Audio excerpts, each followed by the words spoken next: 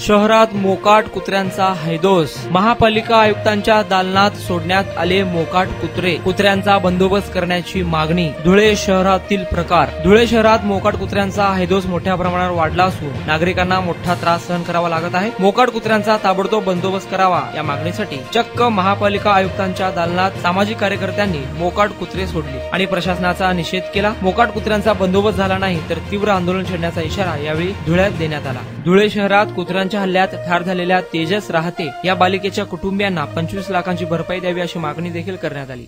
रामदास परदेशी आज आम्ही आयुक्त मॅडमकडे आलो होतो कुत्र्यांसंदर्भात।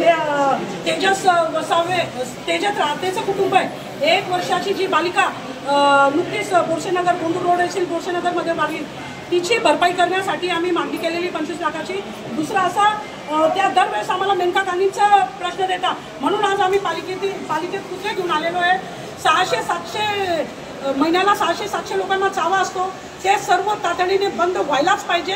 आणि मला तरी वाटतं आज जे कुत्रे आणून मी पालिकेत दिलेले आहे त्यांना गिफ्ट, त्याच्यामुळे ते बंद होईल। आणि आज महापालिकेने जो आम्हाला रोष दाखवलेला आहे तो काही आम्हाला योग्य वाटलेला नाही आहे, कारण की लोकांचे रोज जीव जातात। रॅबिजचा एकही इंजेक्शन तुम्हाला आजच्या तारखेला जुना दवाखाना, जुना सिव्हिल हॉस्पिटल असेल किंवा मोठं सिव्हिल हॉस्पिटल असेल, लेकरांचे इतके दुर्दैवी हाल होत आहे। तर महापालिकेने आता डोळे नाही उघडले याच्यापेक्षा भयंकर आंदोलन करेल, पूर्ण महापालिकेला घेराव टाकेल मी।